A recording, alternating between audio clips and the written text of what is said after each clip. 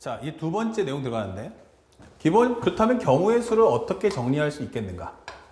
내용을 한번 살펴볼까 했는데, 사실은 우리 경우의 수는요, 이렇게 크게 두 가지로 쪼갤 수 있어요. 경우의 수. 그러면 이 식은 이렇게 쪼개지는데, 요 테마의 특징이 뭐지? 라는 거예요. 그리고 이쪽 오른쪽 테마의 특징은 뭐지? 라고 질문합니다. 그러면 요 상황은 하나 자체가 기본적으로 상황이 1번, 상황 자체가 내용이 규칙적이다. 여기는 규칙적 이게 되는 거예요. 그러면 오른쪽에 있는 얘는 뭔데 하면은 첫 번째 여기는 불규칙적 이게 되는 거야.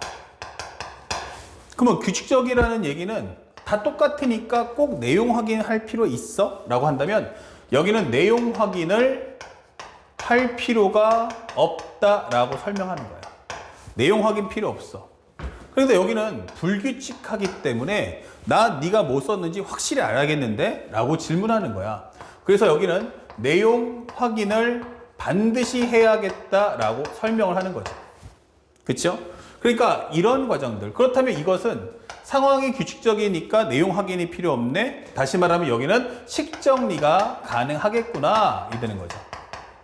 그래서 공식 사용을 할 수가 있다라고 설명을 하는 거야. 그러면 여기서는 식정리를 할 수가 없네. 이게 되는 거야. 왜냐면 그때그때 상황이 달라지니까. 그러니까 이거는 내용 확인을 하나하나 꼼꼼히 보면서 네가 뭘 썼는데? 그 값이 얼만데? 이런 걸 다 뒤져봐야겠다는 얘기죠. 그래서 나는 식정리를 할 수가 없다. 그래서 여기서는 공식 사용을 할 수가 없다. 이 되는 거예요. 그러니까 완전히 바라보고자 하는 목표가 서로 다르다라고 하는 거죠. 자, 이렇게 되는 겁니다. 그러니까 결국 그 왼쪽을 다루고자 하는 내용이 뭔데? 라고 한다면 우리가 알고 있는 첫 번째 이것은 쓱 꺼주면서 여기가 바로 합사건. 여기는 바로 곱사건이라고 설명을 해주는 거야. 결국에는 내용 확인을 할 필요가 없어. 모든 상황 균등해. 그러니까 편하게 공식 사용해봐. 라고 하는 것은 합사건, 곱사건. 그 다음에 여기는 공식 사용할 수가 없어요? 쉽게 말하면 원시적인 거지. 그러니까 이런 내용을 뭐냐면 수형도다라고 설명해 주는 거예요. 여기를 수형도라고 하자. 자, 이런 식으로. 서로가 바라보는 관점이 달라요 라고 하는 거죠. 그러면 우리는 지금부터 이 내용을 하나하나 정리해보자 라고 할 수 있겠죠. 그러면 첫 번째, 살짝 합사건이 뭐냐 이렇게 물어보는 거예요. 합사건이 뭐냐? 그렇다면 합사건이란 바로 사건의 종류는 몇 개 이렇게 되는 거죠. 사건의 종류는 몇 개 하면은 두 가지 이상이 되겠죠. 그래서 우리가 알고 있는 뭐 A라는 사건, B라는 사건 이게 되는 거야. 질문할 때. 그런데 가장 중요한 특징이 뭐냐면 두 번째, 시간의 이어짐이 어때요? 라고 설명해 줘요. 그러면 이제 A라는 사건하고 B라는 사건인데 서로 간의 관계가 어떨까? 그러니까 A라는 사건을 끝내고 나서 B라는 사건을 시작하십니까? 라고 질문하는 거지. 그러니까 서로 간의 사건이 서로 이어지는 거냐? 그렇지 않은 거냐? 근데 여기서는 시간의 이어짐이 발생하지 않는다 이거예요. 나는 나, 서로 시간의 이어짐은 발생하지 않아 이게 되는 거죠. 그쵸? 자, 이럴 때 써주는 사건이 정리하면 식정리하게 되면 바로 우리가 알고 있는 M 플러스 N 설명하는 거야. 그러면 이거 사건 A의 결과물이네. 사건 A가 기본적으로 가지수가 M가지예요. 그러면 이건 뭔데 하면 사건 B의 총 가지수가 N가지입니다. 라고 해서 이렇게 M 플러스 N을 적어주시면 돼요. 만약에 상황 자체가 CF에서 A 교집합 B가 공집합이 아니야 이렇게 되는 거죠. 그래서 만에 하나 이렇게 겹칠 수도 있잖아 이게 되는 거죠. 그러면 이와 같은 경우에만 우리가 M 플러스 N을 한 후 겹치는 L 자체를 빼달라. 이것은 바로 A 교집합 B 이게 되는 거죠. 그러니까 현재 겹치는 걸 빼주면 되잖아 라고 하는 버전인 거야. 그러면 이렇게 되는 것은 우리가 합사건, 보통 우리가 일반적으로 많이 아는 내용이죠. 이렇게. 합사건이란 뭐다? 각각이 원하는 거, 이것도 내 거, 이것도 내 거, 다 가질 거야 라고 하는 게 바로 합사건의 정리인 거야. 아시겠죠? 그러면 기본적으로 예를 들어서 어떤 게 있어? 주사위를 2번 던져. 주사위 2번 던져. 두 눈의 합이. 두 눈의 합이 5 또는 6인 경우의 수 이렇게 되는 거야. 그러면 두 눈의 합이 5 또는 6이야? 아, 그러면 사건 A가 뭐야? 라고 하면 바로 합이 5가 된다 이렇게 되는 거죠. 이렇게. 그럼 합이 5가 되는 거 뭐 있어? 1, 4. 그 다음에 또 2, 3, 3, 2, 4, 1. 이렇게 토탈해서 몇 가지가 있어 하면 4가지다 이게 설명이 되는 거야. 그러면 사건 B라는 건 어떨까? 이게 되는 거죠. 그럼 여기서 말하는 사건 B는 두 번째 합이 6이야 라고 설명해 주는 거야. 그럼 합이 6 되는 건 뭐지 하면 바로 1, 5, 2, 4, 3, 3, 4, 2, 5, 1이야 라고 설명해 주는 거야. 총 몇 가지가 있죠 하면 5가지가 있다 이게 되는 거죠. 근데 5 또는 6이기 때문에 그럼 이 말의 뜻이 뭐지? 하면 이거 나와도 좋고요. 6 나와도 좋아요. 이 뜻인 거야. 그러면 이거 합치면 되는데 얘랑 어때요? 5가 나오고 나서 다시 합이 6이 되는 건가? 아니지. 합이 5가 나오거나 혹은 6이 나오거나 이 2가지 결과물이 있는데 이것 또는 이거 이렇게 되는 거잖아. 그러니까 합이 5가 나와서 바로 이어서 6이 되는 건 아니라는 얘기야. 그치? 그래서 이것은 바로 종결된 사건의 경우의 수구나. 그러면 이거 다 내가 원하니까 4개, 5개 이렇게 되는 거죠. 그래서 이거 몇 가지다? 바로 9가지. 맞아요. 이렇게 정리하는 과정을 우리는 합사건이라고 설명을 하는 거예요. 종결된 사건의 경우의 수다. 아시겠죠? 자, 그 다음에 살짝 비교하기 위해서 선생님이 좀 지워볼게요. 이렇게. 그러면 곱사건이 뭐야? 이게 되는 거야. 곱사건이 뭐야? 이게 되는 거죠. 여러분들 화면상에서 한 번에 같이 비교할 수 있도록 정리해 준 거예요. 첫 번째는 뭐냐면 사건의 종류는 어때? 라고 한다면 이것도 마찬가지로 2가지 이상이다. 내가 너한테 질문하는 게 2개 이상이야 라고 설명하는 거야. 이렇게.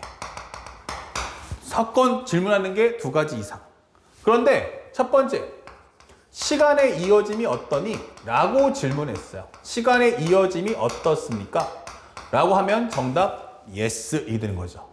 이거는 시간의 이어짐이 생긴다. 이거는요, 다시 말하면 순서가 중요하다라는 뜻입니다.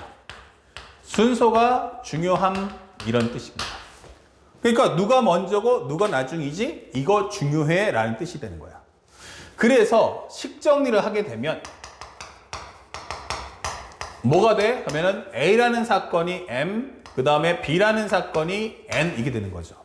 그러면 이거는 사건 A,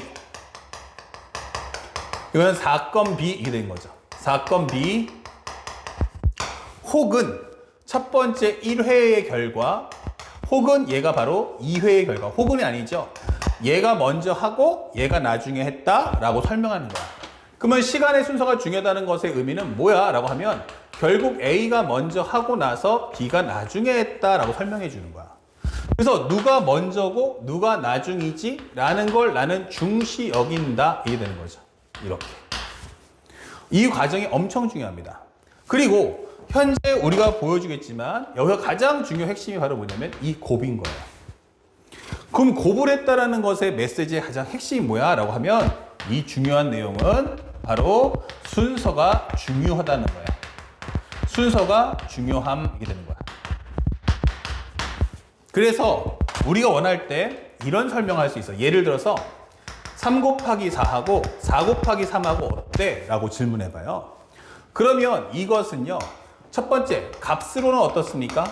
그러면 이것은 일치한다. 이렇게 되는 거야. 값은 일치한다. 그러면 첫 번째 A가 몇 가지야? 3가지. B는 몇 가지야? 4가지. 이런 뜻이란 말이에요. 그런데 값으로서는 일치하겠지만 내용상에서는 어떻다? 하면은 이것은 바로 불일치한다. 이 되는 거예요. 왜냐면 이것은 A가 3가지고 B가 4가지입니다 라고 하는 거고, 여기는 A가 4가지고 B가 3가지입니다 라고 하는 설명이 되는 거야. 그러면 누가 3개고 누가 4개지? 라고 하는 건 엄연히 다르다 이 되는 거예요. 그래서 나는 이 곱을 쓰면서부터, 곱을 쓴다는 것은 바로 내가 이제 순서가 중요함을 너에게 선포하겠다, 알려주겠다 라고 한다는 걸 잊지 말아야 한다는 거예요. 아시겠죠? 그래서 앞으로 우리가 곱사건 할 때 느끼게 될 것은 단순하게 값을 구한다 라는 생각보다는, 곱을 썼다는 것은 앞에 사건과 뒷사건의 순서가 중요하구나. 그래서 3 곱하기 4랑 3 곱하기 4랑 4 곱하기 3 썼을 때도 이것의 순서가 왔다 갔다 함에 따라서 내용 자체는 엄연히 다른 의미겠구나 라는 걸 꼭 기억해 달라는 거야. 알았지? 자, 그러면 여기서 질문할 거, 근데 이거 왜 각각의 사건을 구했는데 이게 곱일까? 라고 묻는 거예요. 그럼 합의되는 거야. 어차피 이것도 내 거, 이것도 내 거니까 다 가질 거야 라고 하면 당연히 합치는 거 알겠는데, 여기는 왜 곱이죠? 라고 묻는 거죠. 맞습니다. 그럼 곱이 되는 이유를 한번 설명해 봅시다. 설명해 보면 이렇죠. 예를 들어 보면 A가 있고요, 여기가 B가 있고요, 여기가 C가 있어요. 그러면 A에서 B로 가는 길이 총 몇 가지냐면 3가지가 있고요, B에서 C로 가는 길이 2가지가 있다 되는 거야. 다시 한번, A에서 B로 가는 그 통로가 3군데가 있고 B는 C까지 가는 게 2가지가 있어요. 자, 질문은 나 A에서 C로 가는 경우의 수가 몇 가지입니까? 라고 질문하는 거야. A에서 C로 가는 경우의 수, 여기서 출발, 여기로 돌아와라 이게 된 거죠. 여기 와라, 출발해서 여기로 와라, 단 되돌아가는 건 안 돼 라고 설명했어요. 그럼 사실은 A에서 C로 간다는 말의 의미는 뭐야 하면은 A에서 B로 갔다가 B에서 C로 간다 이게 되는 거야. 그러니까 상황을 정리해서 딱 쪼개보면 A에서 B로 가는 상황과 B에서 C로 가는 상황이 이어붙는다 이 되겠죠. 그러면 A에서 B로 가는 경우의 수는 몇 가지인데? 라고 한다면 정답은 3가지. B에서 C로 가는 경우의 수는 몇 가지인데? 2가지. 그러면 이 사건은 서로 이어지는 거야? 그래서 A에서 B로 갔다가 B에서 C로 가야 한다. 그러면 이 B는 중간 과정이다 라고 하면서 상황이 이어지니까 이건 곱사건이지 하면서 6가지다 이렇게 풀어준다는 얘기야. 그러면 질문하는 게, 경우가 공식이 그렇다는 건 알겠어. 근데 공식이 그렇다는 건 알겠는데 왜? 이게 되는 거죠. 이게 왜 곱이야? 맞아. 그러면 그 설명을 해줄게. 현재 이 과정에서 왜 곱이냐면, 현재 A에서 B로 가는 길의 수가 몇 가지 하면 3가지. 그러면 B에서 C로 가는 건 몇 가지 하면 2가지 이렇게 된단 말이야. 그러면 예를 들어서 설명해 보니까 뭐지 할 때, A에서 만약 스몰 a로 간다면, 내가 스몰 a로 간다면 어떻게 될까? 물어보는 거야. 스몰 a로 간다면 그 다음 갈 수 있는 게 몇 가지야? 2가지. 그쵸? 예, 2가지 이렇게 되는 거야. 근데 내가 꼭 스몰 a로 가나? 스몰 b로 갈 수도 있잖아. 맞아. 스몰 b로 간다면 몇 가지야? 2가지 이렇게 되는 거야. 아니 밑으로 갈 수도 있잖아. 스몰 c로 간다면 어떻게 될까? 그때도 2가지 이렇게 되는 거죠. 결국 중요한 건 아까 했지만 규칙성이라고 했어요. 내가 맨 위로 가든 가운데로 가든 맨 밑으로 가든 경우의 수가 어때요? 그 이후의 상황이 다 똑같아 이 뜻인 거예요. 그러면 현재 2인데 이것도 내 거, 얘도 내 거, 얘도 내 거야. 그러니까 이거 결국엔 다 합치면 되는 거예요. 이렇게. 그쵸? 자, 그렇다면 이게 무엇입니까? 라고 질문하면 결국 같은 수를 반복해 더한다. 몇 번? 총 3개가 반복해서 정리되는구나. 이게 되는 거죠. 그래서 같은 말로 하면은 2 곱하기 3 혹은 3 곱하기 2다 라고 설명하는 거예요. 그러니까 이걸 정확히 생각해보면 첫 번째 가는 길은 몇 가지냐면 3가지가 있는데 각각의 경우로 어디를 가든 다음 경우의 수는 항상 2가지로서 균등하다라고 설명하는 겁니다. 아시겠죠? 그래서 첫 번째 경우와 두 번째 경우가 이어질 때 바로 그 내용 때문에 곱이 되는 거예요. 아시겠죠? 자, 그래서 우리가 알고 있는 합사건과 곱사건의 차이점은, 합사건은 첫 번째 사건의 끝이 두 번째 사건의 시작이다가 아니라는 게 합사건이고, 곱사건은 첫 번째 사건의 끝은 두 번째 사건의 시작이라고 하는 것이 바로 곱사건이다라는 것을 잊지 말아야 돼요. 자, 여기서 또 하나 중요한 포인트는, 지금 여러분들이 쭉 봤지만 여기까지 다 이해 갔죠? 살짝 지울게요. 이때 가장 중요했던 건 뭐냐면 모든 상황이 다 균등했죠. 그래서 사실은 우리가 딱 봤을 때 내용 확인은 필요 없어 이 되는 거예요. 식 정리가 가능했죠. 예. 공식 사용 됐죠. 예. 이 부분을 잘 봐두셔야 돼요. 규칙적이라는 거. 그러니까 누가 뭐든 상관없어 라고 하는 과정이기 때문에 이때부터 뭐 한다? 내용도 볼 필요 없다는 얘기예요. 아니 그 자리에 3이 들어가든 4가 들어가든 그게 무슨 상관이야 라고 하는 거야. 알겠지? 그래서 여기서 보여주는 현재 이것은 바로 개수다라고 설명합니다. 각각의 개수. 그러니까 내용이 뭐냐? 아니 몇 개인데라고 묻는 거예요. 여기 들어갈 숫자가 뭔데가 아니고 여기 들어가는 것이 그 내용의 결과가 뭔데가 아니고 몇 개인데라고 질문하는 거라고. 그래서 항상 우리가 쓰는 이 표현은 전부 다 가지수구나. 아 얘네들이 전부 다 개수에 대한 설명을 하는구나 라는 걸 꼭 확인해 주셔야 돼요. 자 그렇다면 우리가 알고 있어야 될 세 번째 과정 바로 뭡니까 하면 바로 수형도다라고 설명할 수 있죠. 이 수형도의 키워드는 무엇입니까? 라고 한다면 바로 공식 사용을 하지 않겠다. 상황 자체가 불규칙하다. 불규칙해서 나는 내용 확인이 필요하다. 그래서 현재 여기서는 뭐 안 된다? 식 정리를 할 수가 없다라고 하는 컨셉들이 바로 전부 수형도예요. 그러면 나 내용 확인이 꼭 필요한데 이렇게 되는 거죠. 그렇죠? 예, 이런 것들. 그래서 상황 자체를 봐야 한다. 그러면 실제로 이 수형도는 어떻게 풀어야 돼 하면 정답은 그냥 손가락으로 세셔야 됩니다. 뭐 한다고요? 손가락으로 그냥 세셔야 한다고. 그러니까 여기는 식 정리가 안 되기 때문에 뭐 할 수가 없어요? 그냥 일일이 손으로 셀 수밖에 없어요. 재미난 얘기 하나 보여주면요. 현재 이 과정 중에서 유일하게 식 정리 안 되는 게 바로 이놈이에요. 그런데 우리는 이미 고2 때나 고1 때나 아니면 고3 때 공부해도 마찬가지인데 보통 공식암기 문제풀이, 공식암기 문제풀이. 그러면 공식암기라는 게 뭐냐? 따라와 보시면 결국 뭐다? 식정리다가 되는 거예요. 식정리다. 그러니까 우리는 항상 이 반쪽짜리를 공부하게 되는 거예요. 그러니까 여기는 식정리가 되니까 교과서나 개념에서 많이 다루는 거고요. 여기 수형도 어때? 라고 하면 여기는 공식이 안 되잖아. 다 써야 되는 거잖아. 그러면은 답안지 만들기가 힘들겠네? 그러면은 빼지 뭐. 이게 되는 거예요. 그래서 실제 교과서를 보면은 10페이지면 9페이지는 요 내용, 그리고 1페이지가 요거란 말이에요. 다시 한번 10페이지 중에 9페이지는 이쪽, 1페이지는 이쪽. 사실 얘는 1페이지도 아니고 반 페이지 될 거야. 이런 걸 수형도라고 하자. 끝! 이 되는 거예요.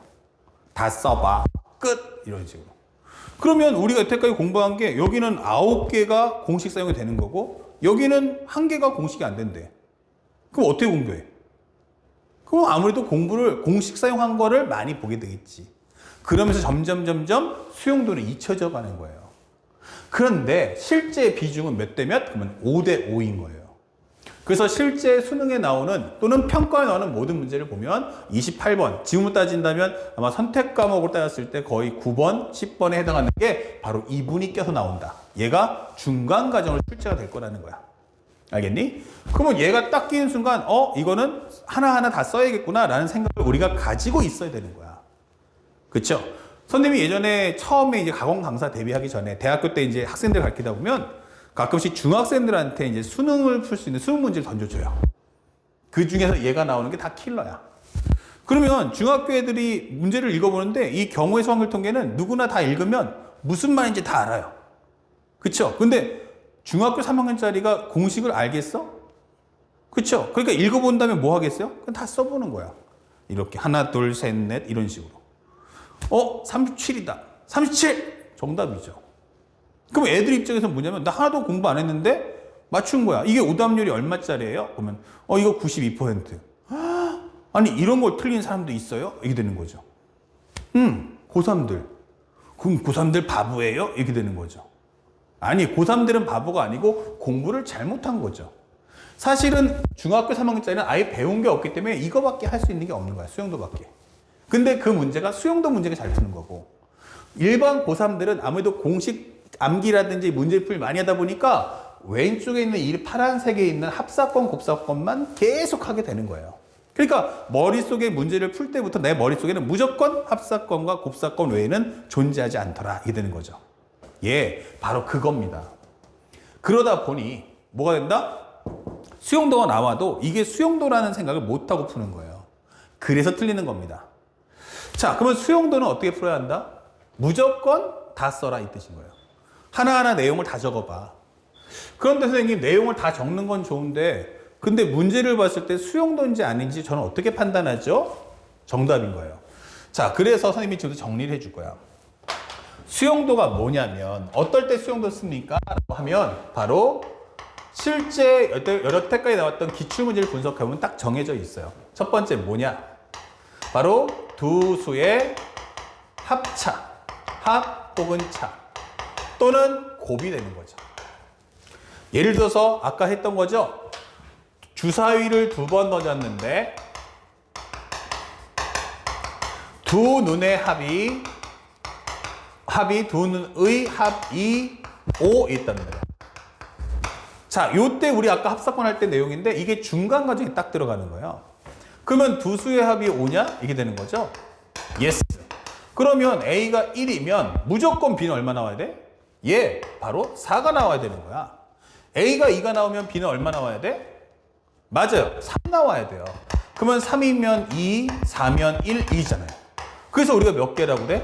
4개 이렇게 되는 거죠. 맞아요. 그러면 이 내용을 우리는 뭐 한다? 수용도라고 하는 거야. 그럼 여러분들 이거 쓸 때 공식 썼어요? 아니요. 정답인 거예요. 공식 안 쓰고 푸는 거예요. 그냥 난 하나 했는데 정답이에요. 그러니까 여러분들이 어떨 때 수용도를 썼는지 확인하시면 돼요. 만약에 이걸 살짝 지워서 두 눈의 곱이 만약에 6이야 했어요. 두 눈의 곱이 6이야. 그쵸? 그러면 앞에 거 해다가 뒤에가 쌍이 1대1로 맞물릴 때가 바로 수용도란 말이야. 그럼 6이면 어떻게 돼? 여기가 1이면 여기는 6, 2면 3, 3이면 2, 6이면 1. 정답 4개. 그렇죠. 이렇게 두 수에 대한 합차 되는 곱. 이런 경우 나오면 지금처럼 공식을 쓰지 않고 뭐 한다? 일일이 다 쓴다. 그러면 또 두 번째 뭐가 있을까? 바로 부등식이 나왔을 때. 첫 번째 주사위의 눈을 A라고 하고 두 번째 주사위를 B라고 했을 때 A가 B보다 클 확률 무엇입니까? 또는 큰 경우의 수는 뭐죠? 이게 되는 거죠. 그래서 부등식이 돼서 크다, 작다, 같다 이렇게 나올 때요. 그래서 부등식 하면은 바로 우리가 알고 있는 크다, 작다, 대소, 비교가 나온다. 대소, 비교. 그리고 또 나올 수 있는 게 뭐죠? 하면 일치, 오와 불일치.